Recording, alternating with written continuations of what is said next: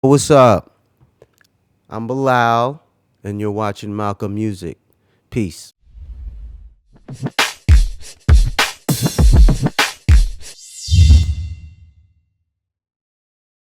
Bilal, how are you? Good, man. How you doing? I'm great. First of all, congratulations. You're fresh, a brand new Grammy Award winner, if I heard that correctly. How does it feel? The same as like I don't know. It's the same, but it's definitely an honor, So I'm happy about that. Same person though. Okay, so you weren't one of those artists that dreamt about one day being the Grammy Award winning Bilal.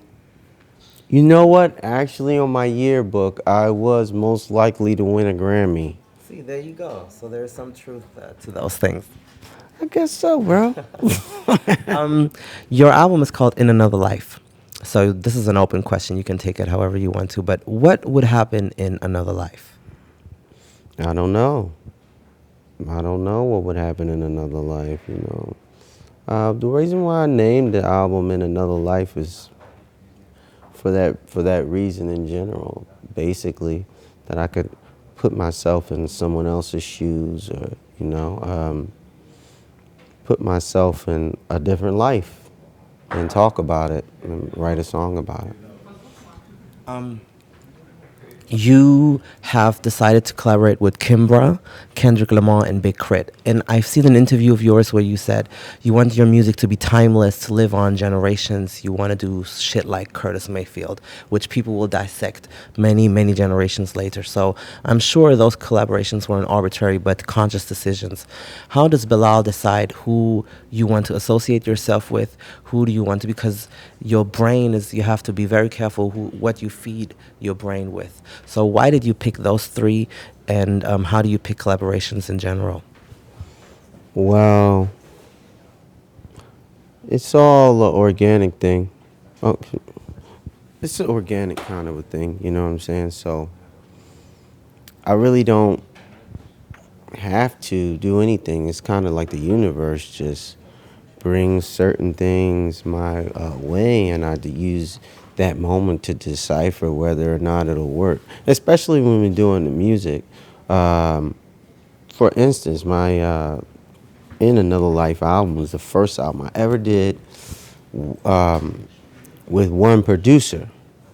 And that kind of happened by happenstance. I was in Los Angeles on the beach, just clearing my mind because one thing I do before I start to work on the album is I try to just clear my mind, and just write a journal. I start keeping a journal and shit like that. And yeah, dude, I was hanging out and I had recently met Adrian Young and he gave me a call and I went over to his studio and I liked his studio. I liked the shit that was in there and I liked the sound that he was getting out of there, and we had written a song and completed the whole song and started another one before the day was over. And then I went back. We wrote 3 songs the next day, and the next day we just started to make music. You know what I'm saying? And around that time, I was working with Kendrick, so he heard some of the music and said, "Wow, I'm feeling that one track." It was The Money of a Lover song? So it was like, "Hey, you want to write a rap to it?" It worked like that. You know what I'm saying?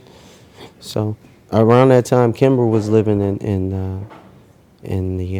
L.A. as well. So it's good to have good friends and cool people around. Just as you said. So The song called Money Over Lover.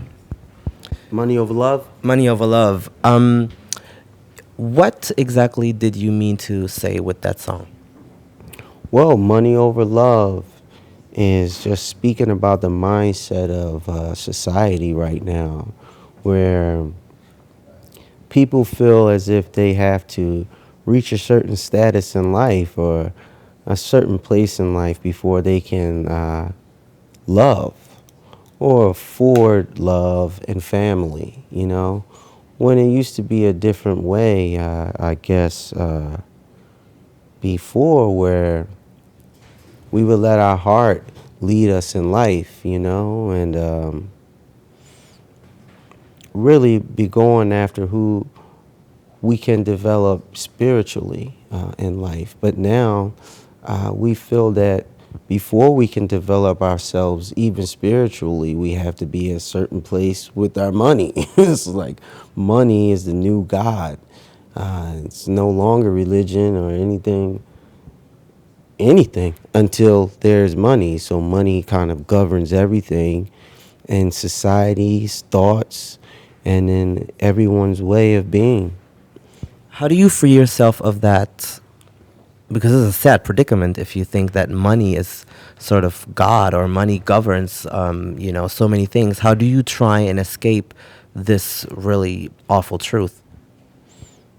Fuck money. Forget about it. You know what I'm saying? Life is so simple. You know what I'm saying? And it's really finding the simplicities of life. And the more you are able to do that, you'll see that you don't really need a lot of money to do that. I want to go back a bit in your career. You've done so many things. I've read you grew up in a multi-religious background. You're a very artistic person. How did those two faiths? I believe there was. You have Muslim relatives and Christian people in your family. Are you a big person of faith, and did that also impact you as an artistic figure? Uh, yes, everything in life affects you as a person.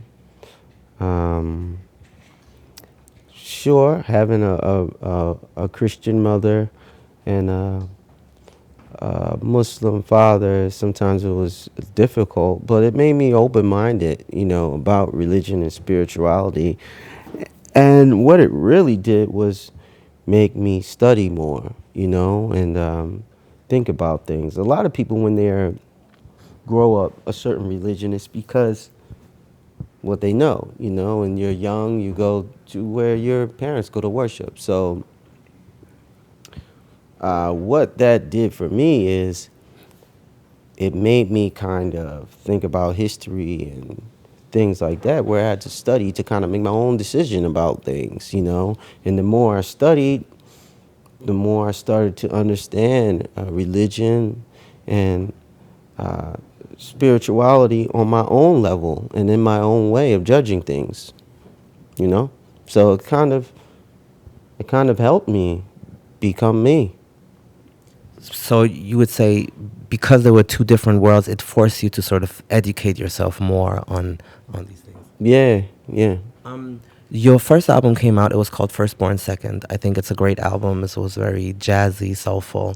At the time, I believe there was like this movement that went on. How did you, in a world full of, I don't know, there was these pop tinged R&B singers. We had Ushers and Genuine, and you decided to go with along other people to go another way. So how was that time, and was it difficult because you were so young? I think 22 or 23 when the record came out, and wasn't there pressure for you to be this hyper masculine, I don't know, dancer? Like, how did you make that? Hyper-masculine I don't know. Okay, dancer? that's a little bit of an oxymoron, but you know what I mean.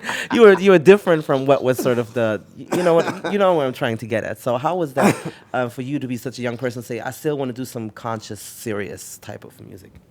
I don't know. I mean, I never really thought about my music as being super conscious anyway. I was just doing music that I,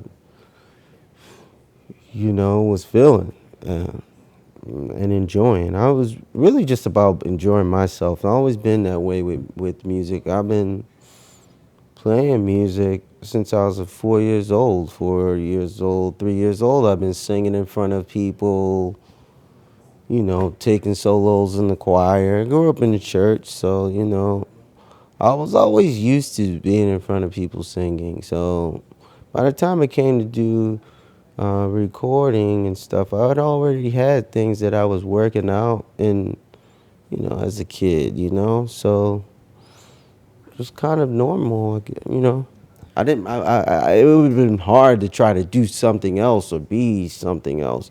It was good that the label that I was on, you know, and the people that I were around were kind of encouraging me to just be myself, you know. So it was just organic. It wasn't to try to create an anti-movement. Yeah. Um, you did much work with the Solarians, with D'Angelo, Erica Badu. Do you think this whole collective could ever reunite and be together again? I didn't know we broke up. People break up and they get back together. You know, it's like media groups people together and then they come up with this whole, you know, campaign about shit, you know. So it wasn't really a thing. You guys weren't this group because you just acknowledged that you broke up. So it We must didn't have. break up. It was So just, you never were. it never was. It's a collective of people that um, are like-minded, you know, and we like each other's music, and we kind of wind up working together that way. And then we through that, become good friends, you know. And even though, you know, time goes on and we might not be working with each other on each other's projects, we're still friends and talk. Okay. After that, you proceeded to do a song on the Fighting Temptation soundtrack with Beyonce, but back then she wasn't Beyonce. She was Beyonce Knows of Destiny's Child. I think it was like very early in her solo career. How was your collaboration with her? I know you've done songs with Solange and Jay-Z. So, how was that whole experience with the whole Knowles Carter clan, and how was working with Beyonce back then? It was fun, you know. Beyonce and Jay-Z, they're really cool people, you know, just chill. Um, Not a lot of drama, you know. It's very easygoing. So to work with Beyonce was lots of fun, you know. She's a big music person, and so is Jay. So they're very big music people and into music, and you can feel that energy working with them. So it kind of just puts you at another level or puts you at ease, you know, because you think they're going to be, uh, I guess, you know, something else like on some superstars type of thing, but they're not, you know, just regular people that are just as much fans of music as you are, you know, and into the music and its trueness that you are. Speaking of Beyonce, what do you take from this whole Super Bowl craze and people being offended by it? How are your views on people taking offense to her standing up for black messages? I think that's awesome. That's great. I think as an artist, you're supposed to do that, you know, shake up the status quo and get people talking, whether they're offended by it or whether they love it, you know. You're supposed to put uh, the ills and the evils and the corruption in the face of corruption so that they can see it and feel it, be offended by it maybe. And that's how you incite change. You have to shake up the status quo. So I thought that was great. Is Black Lives Matter an issue that crosses your mind a lot? I don't know. What do you think? I'm asking you. You're the. In times like these, we need musicians like In you. times like these, these times have always been, you know, the powers that be have always looked at the darker races in whatever society that is as it doesn't matter or it is lower than society. You go to Brazil, the lighter Brazils treat the darker Brazilians different. You go to India and you'll see that the lighter Indians treat the darker Indians different. You can go to China, you can go to wherever you want to go to in the world. It's that way. I don't know why it's that way.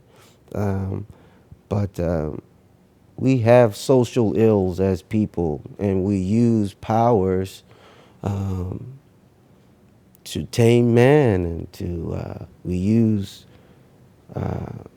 powers that be to enslave, man. It's just something we do as people that should be fixed. In the realm of colorism, I'm sure you've appreciate Nina Simone in her work and her music. She's an icon. There have been lots of people who were upset that they had to paint the actress with a darker face, almost like a black face, and use a prosthetic nose. Do you understand the outrage and the frustration with how they picked the a person who portrayed her? Um, yeah, I mean, first of all, that actor, she's she is a black actor. Like I was saying before, she's a really good actor, actually. You know what I'm saying? I think that the problem is how casting appropriates art and appropriates life, and has to fix it up and shine it up, even when it's just so raw, and that's what makes it what it is. So once again, that's a social ill that same thing with cops and brutality. Should she have taken a role? Well, no, that's up to her. She's an actor. She got the fucking role of a lifetime. She felt she could do it. It's not her fucking fault. You know what I'm Is it saying? anybody's fault or is it perfectly fine? Um, it depends on whether or not she does a good job. So we'll look out for that. If you suck, then Bilal doesn't give you the stamp of approval. She should have never played that role. I knew it. When they put the nose on her, I knew it was gonna suck. I mean, it's what they do in Hollywood. Sometimes they do use makeup and all these things. Yeah, they do. And she Yeah, is a black but this actress. is something that they've been appropriating for a long time. We're in an era where there's nothing but incredible slave movies with these great dark actors killing these slave roles. Like, don't beat me no more. Don't beat me. And then they put out these blockbuster films about Egypt and the gods of Egypt. And they're whiter than a motherfucker. Yeah. Man, come on. It's insanity. Dude, what do you do? Like, what? They like- they we're in like the to see- information age right now. This is the information age. You can go on your fucking phone and read the history of anything. The history of anything. Egypt's in Africa. Yeah, it's true. Come on, man. This is all by design, I say. Well, they say the winner is the one that makes history. So when We knew who the winners and the losers are. That statement don't work no more. no, I agree. We're too advanced. too We much know the access to- yeah, history. yeah. We know the history. Everybody knows the history if they can read or hear. Even if you can't read, you can YouTube some shit They do and like to see the yeah, history. they do like to see black people as maids or as crazy people, and then that's when they get all the awards. But Right. Yeah. You know what I mean? After they got the fucking shit bang. Oh, he took pain so well. Look at his pain face. Oh. They don't want to see the power face. Like, oh no. They don't want to see that face. The triumphant role. Switching gears a little bit, you've done some songs. When people found out I was going to interview, they love your song with Tweet, and you've done songs with many great female singers. How was working with Tweet? Great. Tweet is one of my favorite singers. Her voice, her timbre it's like a incredible guitar, a sweet Fender Telly or something, you know what I'm saying? The way she twinges her voice, incredible. Are there still some voices left that you would love to hear yourself on a record with? Maybe some female singers who you think, that voice is so good, I would love to have a song with that person?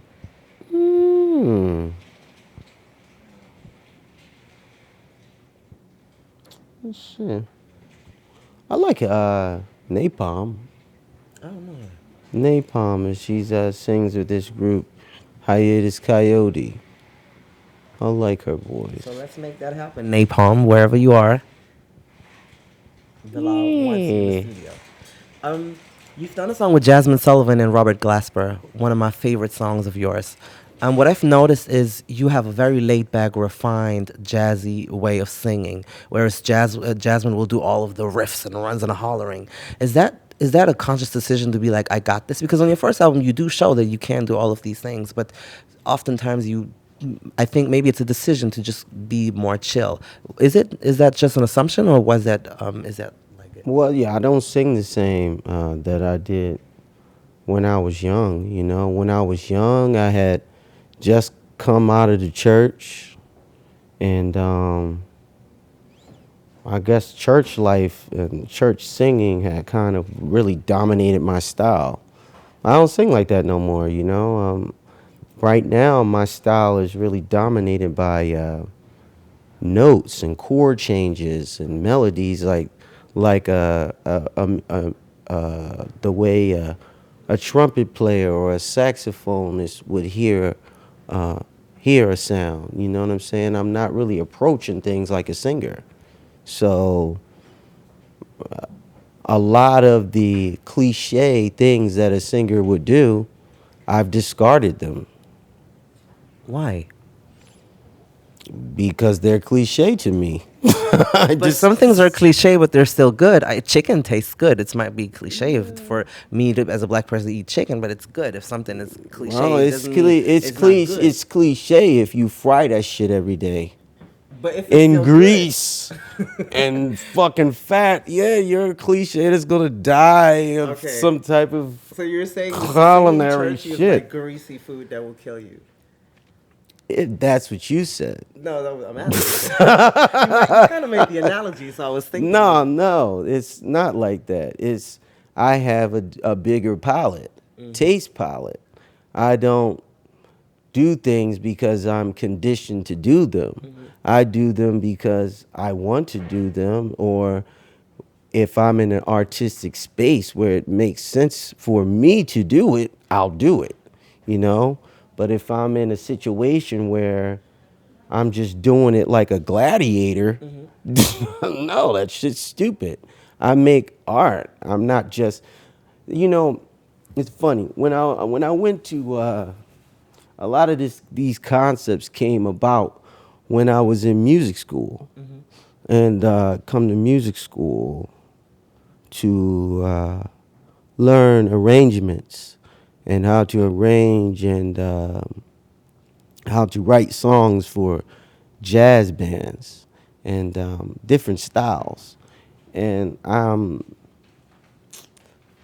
would go to jam sessions with some of the dopest musicians, not singers. And you just because in arrangement class, there's not a lot of singers around. You know, when we would get down to the meat of the music and talk about theory and talk about time changes and time switches and, different extensions on chords, the musicians would always say that the singers were idiots. They didn't want the singers around. The singers were just people who spoke and wanted to be in control of shit, but they didn't really know anything about music.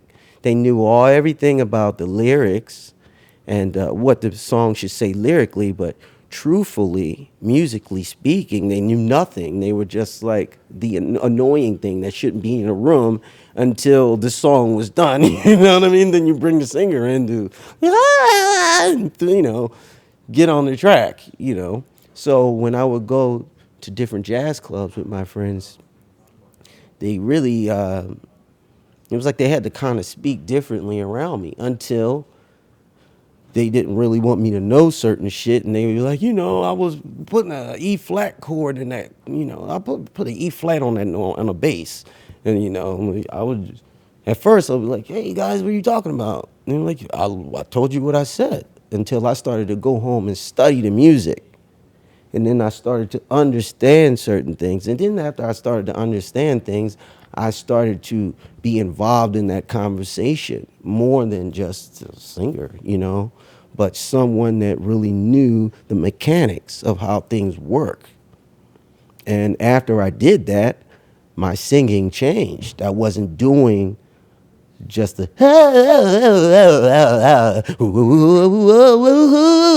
because that's what singers do, and I know all of the singers that's listening to me are gonna be like, "Oh my God, I'm as wet as a peach," but All the musicians going to be like, the musicians are like, "He's in the way of or it wasn't. It went beyond just playing for the musicians or playing for the singers, or I was playing to hear the music in my spirit, inside of me. It was clearer. The colors were a lot more bright, vibrant. So I wasn't running to the cliches. I was running to my spirit. You know what I'm saying? It was a different journey. wow, no, I mean, now that you say it, it's true. Lots of singers don't really care about the technicalities of it all. So that's actually a very honorable thing for you to be as ambitious to say, let me study this shit first and then try and sing. So, No, no, no. But the journey was always that. You know what I'm saying? I know every year when I hear a recording that I'm on, like where I was at and what I was thinking about musically. It's always a journey. so unfortunately, you have to do lots of other stuff today. I was really enjoying this conversation. To finally give us some last words, what I wanted to know, because you seem like a very insightful person, um, what was sort of a mistake you learned the best message from in your life, where you feel like that might have been a small mistake, a big mistake, but I learned the best message to give away for the end of our conversation? What was the best message that I That you've learned? learned from a mistake in your past, the best lesson. Uh, Not to do it again.